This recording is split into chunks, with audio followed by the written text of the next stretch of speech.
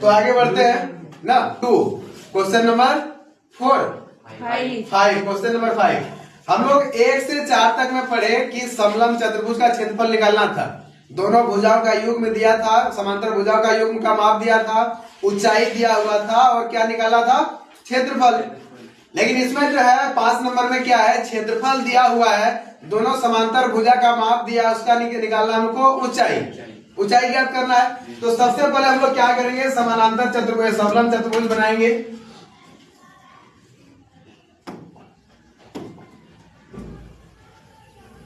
ये हम लोग बना लिए समलंब चतुर्भुज, इसका नामकरण कर देते हैं।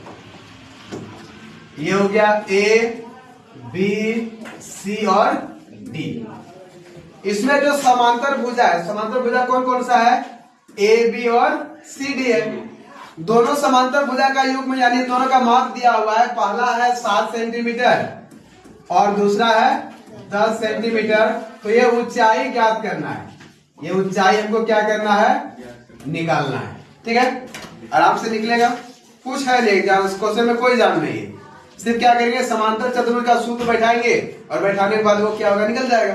तो चलिए निकालते हैं समांतर चतुर्भुज का क्षेत्रफल। समलंब का क्षेत्रफल क्या होता है, समलंब का क्षेत्रफल बराबर, यहां दिया हुआ है, कितना दिया है, तो 34 सेंटीमीटर स्क्वायर। तो समलंब चतुर्भुज का क्षेत्रफल, उसका फॉर्मूला क्या होता है, 1/2 इंटू ए प्लस बी इंटू एच बराबर दिया है कितना, 34। ठीक है, अब इसका मान बैठाते हैं हम लोग, 1/2 गुना ए का मान 10 और बी का मान 7। चलिए ए का मान ले लेते हैं हम लोग 7 और बी का मान हो गया 10 और एच तो यहां मान इसका है नहीं, एच हमको ज्ञात करना है, बराबर क्या हो गया, 34। अब देखिए 1/2 गुना 10 और 7 17h बराबर 34। अब ये जो है 2 इधर क्या भाग में, तो उस साइड चल जाएगा, यहाँ क्या बच जाएगा, 17h बचेगा ना, 17h बचा।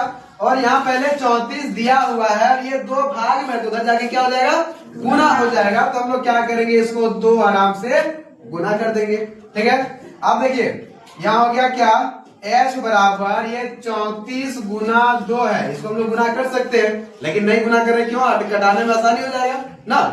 तो ये बट्टा ये 17 गुना था, तो 17 आ गया इधर भाग में, 17 दूनी 34, इसलिए h का मान कितना निकल गया, 2 दूनी 4 सेंटीमीटर। यही आंसर है, कोई दिक्कत किसी को।